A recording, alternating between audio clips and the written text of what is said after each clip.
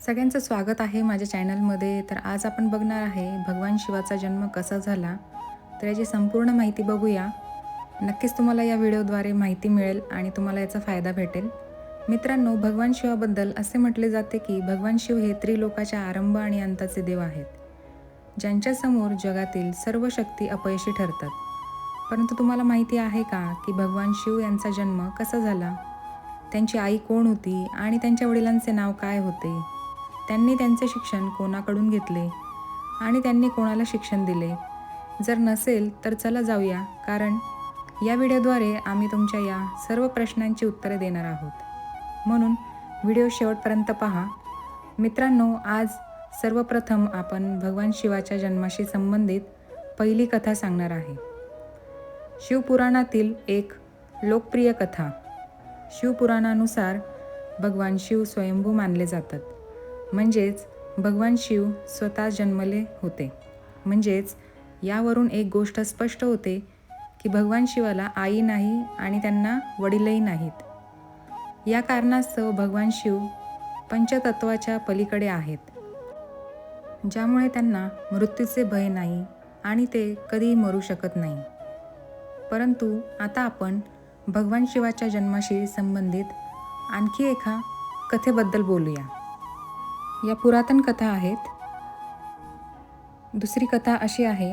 विष्णू पुराणात असे सांगितले आहे की भगवान विष्णूच्या कपाळावर भगवान शिव यांचा जन्म त्यांच्या शरीरातून निघणाऱ्या प्रकाशामुळे झाला आणि त्यातून निघणाऱ्या प्रकाशापासून कमळावर बसलेले ब्रह्माजी जन्मले. दुसरीकडे भगवान विष्णूच्या जन्माबद्दल शिवपुराणात असे सांगितले आहे की एकदा भगवान शिव त्यांचे गुडघे घासत होते आणि त्यांच्या गुडघ्यातून निघणाऱ्या मातीतून भगवान श्री विष्णू यांचा जन्म झाला. पण जर असे घडले असेल तर विष्णू पुराण आणि शिवपुराण एकमेकांपासून पूर्णपणे वेगळे आहेत. आता आपण जाणून घेऊया या कथेव्यतिरिक्त भगवान शिवाच्या जन्माची आणखी एक पौराणिक कथा. खूप लोकप्रिय आहे, जे तुम्ही वडीलधाऱ्यांकडून ऐकले असेल. पण जर तुम्ही ऐकले नसेल तर तुमच्या माहितीसाठी तुम्हाला सांगते की एकदा भगवान विष्णू आणि परब्रह्मा यांच्यात या जगात सर्वात श्रेष्ठ कोण आहे यावर वाद झाला. आणि जेव्हा भगवान विष्णू आणि भगवान ब्रह्मा यावर वाद घालत होते तेव्हा महादेव यांच्यामध्ये जळत्या खांबाच्या रूपात आले. मित्रांनो, दोघांनाही हे रहस्य समजले नाही आणि अचानक एक आवाज आला की ज्याला या खांबाचा शेवट सापडेल तोच सर्वात श्रेष्ठ म्हणेल. हे ऐकून ब्रह्माजी पक्षाचे रूप धारण करून खांबाचा वरचा भाग शोधण्यासाठी बाहेर पडले, तर विष्णूजी वराहाचे रूप धारण करून खांबाचा शेवट शोधण्यासाठी बाहेर पडले. बराच वेळ शोध घेतल्यानंतरही त्यांच्यापैकी कोणालाही खांबाचा शेवट सापडला नाही आणि दोघेही निराश होऊन परतले. त्यानंतर भगवान शिव त्यांच्या वास्तविक स्वरूपात आले आणि नंतर भगवान विष्णू आणि ब्रह्माजींनी असं मत मांडलं की महादेव सर्वात श्रेष्ठ आहेत आणि या जगात त्यांच्यापेक्षा मोठी शक्ती असलेला कोणीही नाही. यासोबतच शिवपुराणात उल्लेख केलेल्या खांबावरून असे दिसून येते की देव किंवा ब्रह्मा दोघेही खांबाचा शेवट शोधू शकत नाही. शिवजन्माला अंत नाही आणि एक कारण म्हणजे भगवान शिव यांना स्वयंभू म्हणतात. म्हणजेच भगवान शिवाचा अंत नाही, ते अमर आहेत.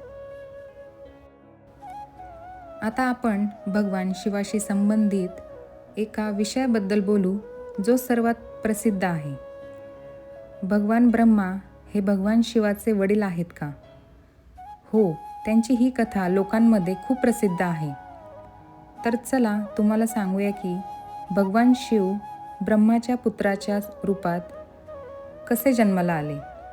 यामागे विष्णू पुराणातील एक पौराणिक कथा आहे. त्यानुसार जेव्हा पृथ्वी, आकाश किंवा संपूर्ण विश्व पाण्यात बुडाले होते तेव्हा भगवान विष्णूशिवाय या जगात कोणताही देव किंवा प्राणी नव्हता. तेव्हा फक्त विष्णू त्यांच्या शेष नागावर पाण्यावर तरंगताना दिसले. त्यांच्यानंतर ब्रह्मा त्यांच्या नाभीतील कमळाच्या देठावर प्रकट झाले. आणि जेव्हा भगवान ब्रह्मा आणि भगवान विष्णू या विश्वाबद्दल बोलत होते तेव्हा भगवान शिव प्रकट झाले. त्यानंतर ब्राह्मणाने त्यांना ओळखण्यास नकार दिला, ज्यामुळे भगवान शिव रागावले आणि त्यांच्या क्रोधामुळे भगवान विष्णूने त्यांना दिव्य दृष्टी दिली आणि ब्रह्माजींना भगवान शिवाची आठवण करून दिली. त्यानंतर भगवान ब्रह्मा यांना त्यांची चूक कळली आणि शिवाची माफी मागितली. त्यांनी त्यांच्या पुत्राच्या रूपात जन्म घेण्याचा आशीर्वाद मागितला, ज्यामुळे भगवान शिव यांनी भगवान ब्रह्माची प्रार्थना स्वीकारली आणि त्यांना आशीर्वाद दिला. परंतु यानंतर जेव्हा भगवान ब्रह्मा यांनी हे विश्व निर्माण करण्यास सुरुवात केली तेव्हा त्यांना एका मुलाची आवश्यकता होती आणि नंतर त्यांना भगवान शिवाचे आशीर्वाद आठवले, ज्यासाठी भगवान ब्रह्मा यांनी तपश्चर्या केली आणि भगवान शिव त्यांच्या मांडीवर बाळाच्या रूपात रडत दिसले. हे भगवान शिवाचे एकमेव मूल आहे. जेव्हा भगवान ब्रह्मदेवाने त्याच्या रडण्याचे कारण विचारले तेव्हा त्याने सांगितले की त्याचे कोणतेही नाव नाही. मग भगवान ब्रह्मदेवाने भगवान शिवाचे नाव रुद्र ठेवले, ज्याचा अर्थ रडणारा असा होतो. पण तरी भगवान शिव रडणे थांबवले नाहीत, म्हणून ब्रह्मदेवाने त्यांना दुसरे नाव दिले. शिवाला ते नावही आवडले नाही आणि तरीही ते गप्प राहिले नाहीत.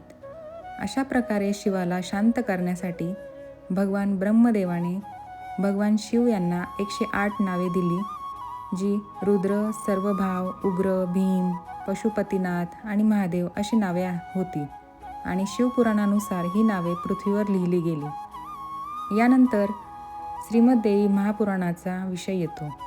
श्रीमद्देवी महापुराणात भगवान शिवाच्या आई आणि वडिलांबद्दल उल्लेख आहे.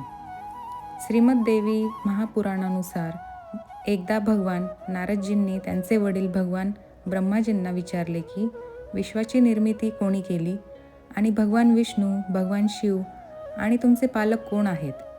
तेव्हा भगवान ब्रह्माजींनी नारदजींना त्रिदेवांच्या जन्माबद्दल सांगितले, जे खरोखरच धक्कादायक होते. खरं तर त्यांनी सांगितले की ब्रह्मा, विष्णू आणि महेश हे दुर्गा आणि शिवरूप ब्रह्मा यांच्या मिलनातून जन्मले आहेत. म्हणजेच निसर्गाच्या रूपात दुर्गा आपल्या तिघांचीही आई आहे आणि ब्रह्मा म्हणजेच सदाशिव आपले वडील आहेत. यासोबतच श्रीमद्देवी महापुराणातही भगवान विष्णू आणि भगवान ब्रह्मा यांच्यातील युद्धाची कथा आहे. त्यानुसार एकदा श्री ब्रह्माजी आणि विष्णूजी यांच्यात युद्ध झाले आणि दोघांमध्ये वाद झाला. तेव्हा भगवान ब्रह्मा म्हणाले की मी विश्वाची निर्मिती केली आहे आणि मी लोकांचा पिता आहे. ज्याला उत्तर म्हणून भगवान विष्णूजी म्हणाले की मी तुमचा पिता आहे, कारण तुम्ही माझ्या नाभीतून निघणाऱ्या कमळापासून जन्माला आला आहात. आणि हळूहळू हा वाद वाढत गेला. मित्रांनो, त्यानंतर सदाशिव या दोघांचे भांडण ऐकून तिथे पोहोचले आणि म्हणाले की मुलांनो, मी तुम्हाला हे जग दिले आहे. मी निर्मिती आणि पालनपोषणाची फक्त 2च कामे दिली आहेत. त्याचप्रमाणे मी शंकर आणि रुद्र यांना विनाश आणि तीरगतीची कामे दिली आहेत. यासोबतच त्यांनी सांगितले की माझे 5 तोंड आहेत. एका तोंडातून येतं, दुसऱ्या तोंडातून हाक, तिसऱ्या तोंडातून स्वर, चौथ्या तोंडातून बिंदू आणि 5व्या तोंडातून ध्वनी, म्हणजेच शब्द प्रकट झाले आहेत. जर आपण त्यांना एकत्र केले तर एक अक्षर ओम तयार होते, ज्याला आपण आज भगवान शिवाचा मूळ मंत्र म्हणून ओळखतो. हे बोलल्यानंतर भगवान ब्रह्मा आणि विष्णू दोघांनाही समजले की या जगात भगवान शिवापेक्षा शक्तिशाली काहीही नाही. दोघेही भगवान शिवाला नमस्कार करून निघून गेले. आता तुम्हाला भगवान शिवाबद्दल इतके काही कळले आहे. तुम्हाला माहीत आहे का भगवान शिव यांना कोणते शिक्षण मिळाले होते आणि त्यांचे गुरु कोण होते? आपल्याला माहीत आहे की तुमच्यापैकी क्वचितच कोणालाही याचे उत्तर माहीत असेल, परंतु ज्यांना माहीत नाही त्यांना आपण सांगूया. भगवान शिव स्वतः या जगाचे गुरु मानले जातात, ज्यांनी जगात गुरु आणि शिष्याची परंपरा सुरू केली. परंतु जर प्रश्न उद्भवला की भगवान शिव कोणाचे गुरु होते, तर तुम्हाला हे माहीत असले पाहिजे की हिंदू धर्माचे धर्मग्रंथ म्हणतात की ब्रह्माजी आणि शिवजी या जगाचे गुरु आहेत. सर्वप्रथम गुरु म्हणजे गुरु आणि शिष्य या नात्याची सुरुवात करणारे, जिथे भगवान ब्रह्मा यांनी त्यांच्या मानसपुत्रांना शिक्षण दिले, तिथे भगवान शिव यांनी त्यांचे ज्ञान फक्त त्यांच्या 60 शिष्यांना दिले. म्हणजेच भगवान शिव हे साक्षात गुरु आहेत. आणि ज्या शिष्यांचे ते गुरु आहेत त्यांना आजच्या काळात सप्तऋषींचा दर्जा देण्यात आला आहे. हा व्हिडिओ मी इथेच संपवते आणि या व्हिडिओमध्ये मी भगवान शिवबद्दल काही कथा आणि काही माहिती सांगितली आहे, जी पुरातन काळामध्ये लिहिली गेली होती. तर हा व्हिडिओ तुम्हाला आवडला असेल तर व्हिडिओला लाईक करा, छानशी कमेंट करा आणि जर चॅनलसाठी नवीन असाल तर चॅनलला सबस्क्राईब करायला विसरू नका. भेटूया अशाच एका नवीन व्हिडिओसोबत. तोपर्यंत सगळ्या काळजी घ्या, मस्त राहा.